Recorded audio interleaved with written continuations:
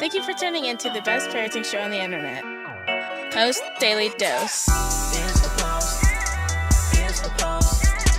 It's the Post. The Post Daily Dose. It's the Post. It's the Post. It's the Post. The Post Daily Dose. It's the Post. It's the Post.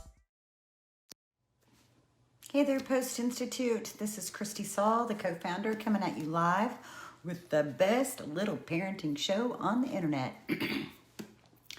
Oh, got a little tickle. Hope you guys are doing great this Friday. 1 week from today is Christmas. I hope you guys are all ready and looking forward to it. I want to plug these two books real quick. Excuse me, Brian's book, From Fear to Love, and his other book, The Great Behavior Breakdown. You can find this, my goodness, at postinstitute.com, as well as Amazon, and we have this on promotion. I am just going to have to pause. Of course, you know, right when I come on live, I get a little tickle in my throat. Have no fear, I am healthy, as best I know anyway. Whew. Don't you hate that? You know how that happens, like when you're at the table and you get choked? Oh my goodness, and you just have to pause and catch your breath. So thank you for your grace as always, my goodness. Tickle. Okay, I think I'm good. I think I've got it cleared out. So my topic tonight, man, I gave you a minute to catch on though. Good to see everybody tuned in live. I think it was yesterday, maybe the day before, I posted a quote that Brian has said over the years. In fact, it was the title of one of his first DVD sets. And the quote is, "Listen to behavior, respond to emotion." And Alex asked, what do you mean by that? So first, I want to talk a little bit about our model that we work from in parenting, or just even understanding humanity, understanding our responses. And this is a model that was developed by Brian, and he refers to it as the stress model. And what the stress model says is, let me see if I can't quote it as well as he does. So I have to picture the diagram in my mind. So we have two primary emotions, love and fear. Beneath love and fear is a stimulus. So that could be something external, but it could also be something internal. It could be a thought. It could be a memory. It could be even digestion, because a lot of people have trauma around food and around starvation and a lack of food.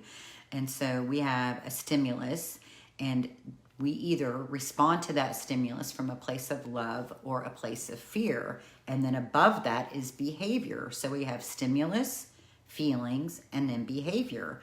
And so when we are listening to behavior, but we're responding to emotion, we are responding to the emotion that's driving that behavior. And that's going to be pretty simple. It's either going to be an emotion of love or an emotion of fear. Now, a lot of times people think about sadness, and they think about anger, and they think about jealousy, and they think about rage, and they think about all kinds of feelings. But those feelings are rooted, what they're deeply rooted in is either love or fear. And I love what Brian says. He makes it pretty simple when he says, if it doesn't look like love, if it doesn't feel like love, then you can pretty well bet that it's coming from a place of fear. Now, that's like the big umbrella, right? So you can use that big umbrella to think about a lot of different behaviors. But I want to give some examples. And actually what I'm going to do is I'm going to read a post that I wrote actually in January of 2018 as I'm looking at it. And it's pinned to the top of our Post+Institute Facebook page, but I'm just going to read it. 0 to 5 trauma affects the blueprints of the brain and the limbs of life, and the lens of life, ... And then I'm going to read through this list that has different behaviors and things that we might want to think about. I'm not a picky eater. I was malnourished as a child. Be understanding.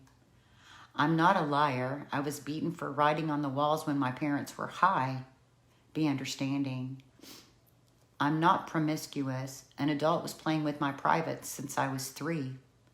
Be understanding. I'm not a slob. I save things because when I was in foster care and every time I moved, I lost everything.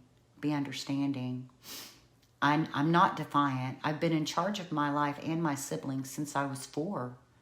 Be understanding. I don't have ADHD. I just notice everything around me because you never know what's going to happen. Then I can hide if I need to. Be understanding. I'm not resistant to doing my work. Yesterday I felt like a regular 13-year-old, and today my head is buzzing with worry. I'm tired and I feel like I'm 2. My parents are fighting and I feel little again. Be understanding.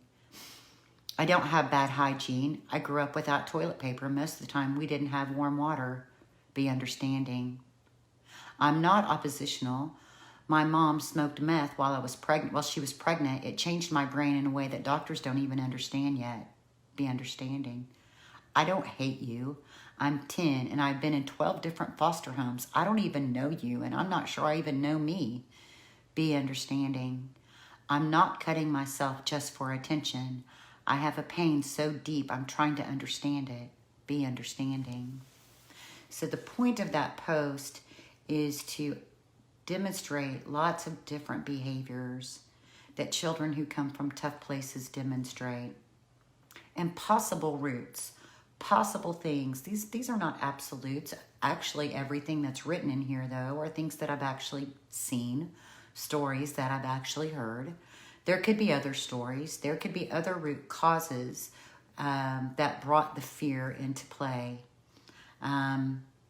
So the point of listen to behavior, respond to the emotion, is that oftentimes in our world, behavior gets assigned these really negative intentions, like our kids are just acting out just because they need attention, versus the idea that children really need our attention, or that someone is lying just to be manipulative and controlling, when in fact rooted in the lie, beyond the lie, underneath that is fear of disappointment. And if I disappoint you, then I might be kicked out. I might have to leave. Defiance, that's a big one. And defiance can be rooted in a lot of different stories, but underneath that is fear. And when we think about fear, we have to think about, our kids may not identify it as fear. They might not be able to say, I'm scared of. But we're talking about fear at the brain level. We're talking about that release of the stress hormone, cortisol, and how that cortisol can flood the brain and take us into fight, flight, freeze, and fawn, and how difficult it is, how very difficult it is for a person to have any consideration for another person's experience when they are living in a place of survival. We really have to understand how deeply rooted all of that is, and how these triggers, these environmental triggers that are underneath in that stress model, right? How these environmental triggers that they may have no effect on you. You might not even notice them because your brain's not sensitive like that. But how for a child who's come from trauma, or a person who's come from trauma, how sensitive their brain is, all for the purpose of self-protection. And so from that place of self-protection, that's where that fear stems from, and then that's where those behaviors come from. So when we listen to behavior, but we respond to emotion, our responses are an effort to create a foundation that feels secure for our children. What that looks like is different for every family. That's the beautiful thing about this model, is we're not dictating what you say word for word or anything like that. We're talking about the position of your heart.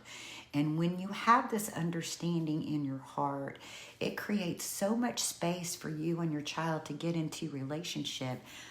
I can remember when we were operating our group homes in Virginia, and I can remember one of the first weeks that I was working frontline, and It was just phenomenal because we could have the most authentic, real, just straightforward sorts of ways of relating because these kids knew we really cared about them.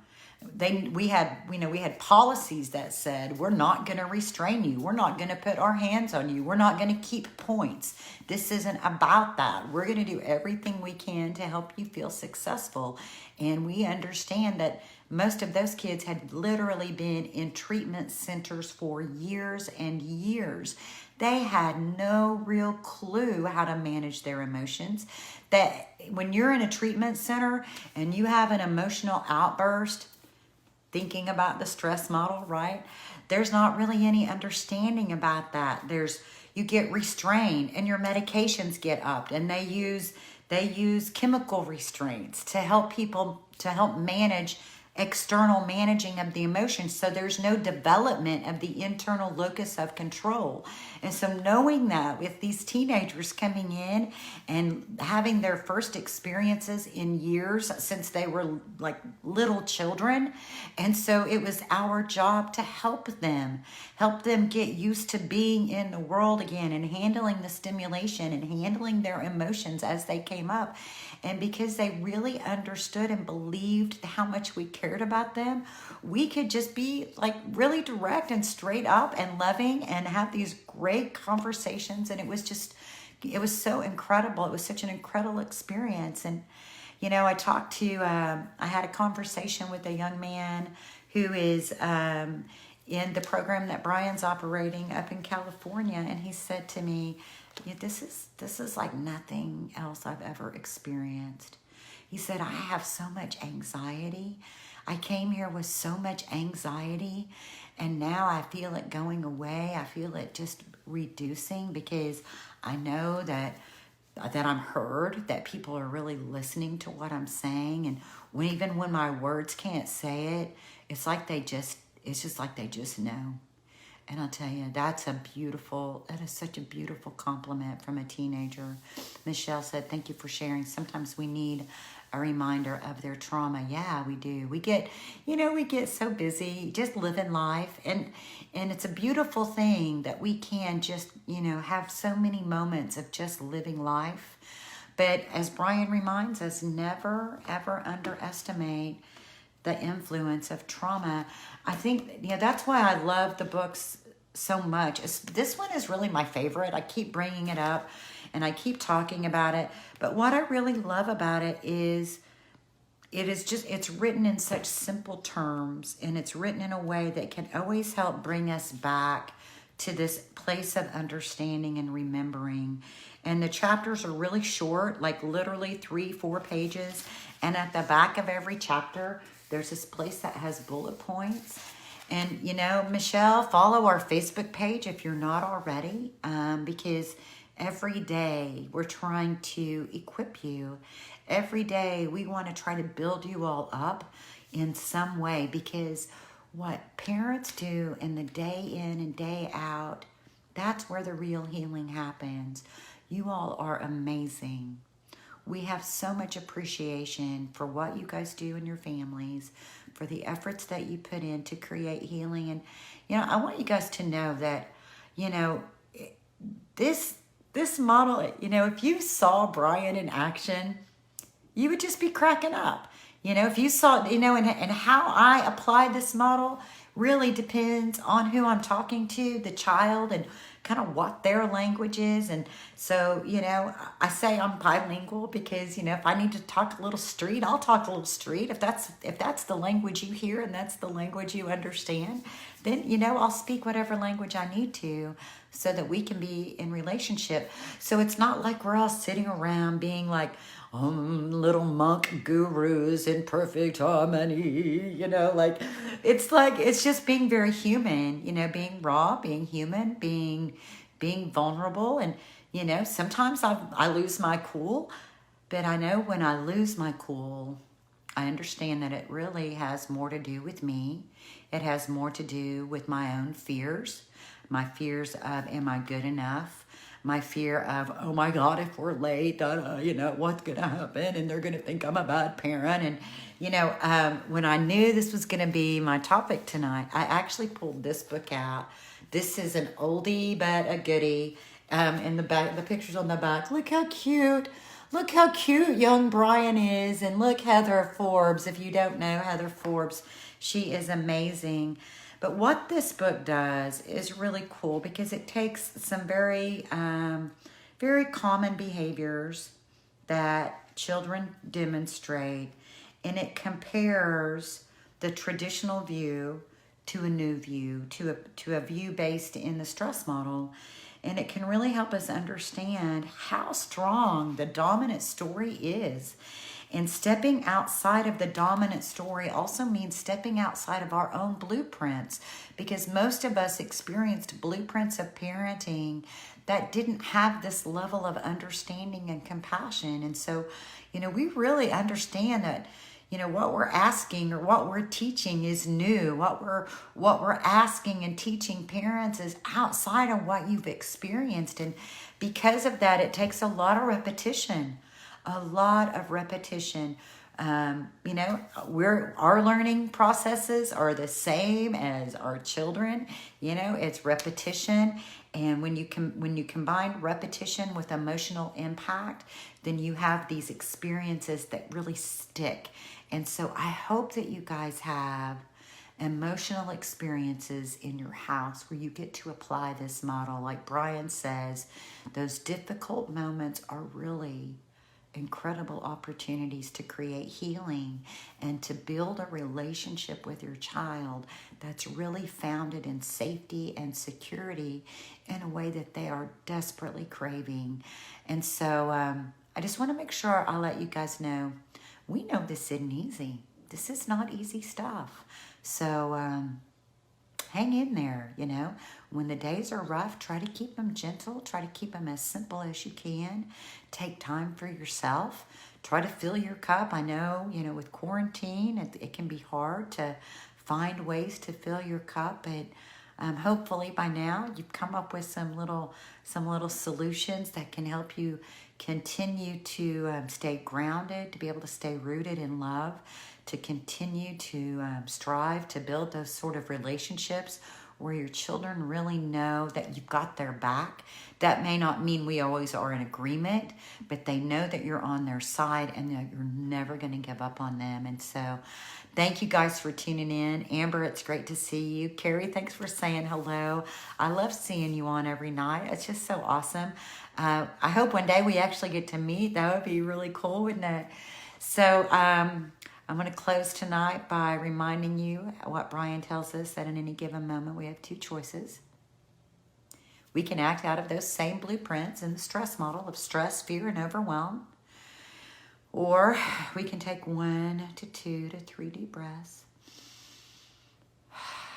And we can choose love. Much love to you guys. I hope you guys have a blessed weekend, and we'll see you on Monday.